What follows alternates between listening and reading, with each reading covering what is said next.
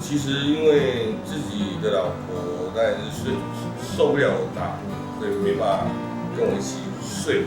然后再就是出去外面的时候，跟朋友如果去外面玩过夜的话，其实打我也很不好意思，因为左边是会鼻塞，好，那隔天起来的时候其实都会口干舌燥，啊，那想说。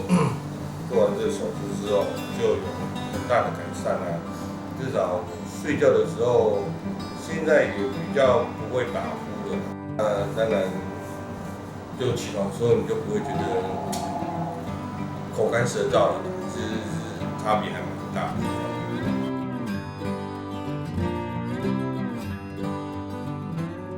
因为我老婆有时候比我晚入睡嘛，然后她会觉得说，有时候她就整晚就没有听到我打呼，因为她很浅眠啊，所以她会觉得，就是改善还蛮多的。对啊，60%其实我觉得应该是一个保守的估计啦。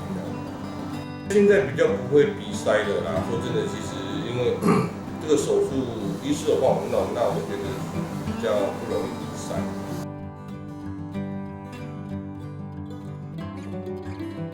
我觉得术后感觉还不错啊。那我觉得伤口复原是蛮快的。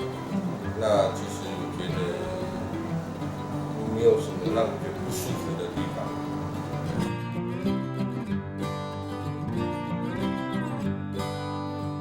其实我也是朋友推荐的，相对的，我有朋友有这样的困扰，其实我也会推荐他们过来。因为我觉得整个医师团队都还不错。那我觉得是一个有效的手术，我觉得应该是帮助朋友啦，因为我觉得是有关于身体健康跟睡眠品质的一个改善。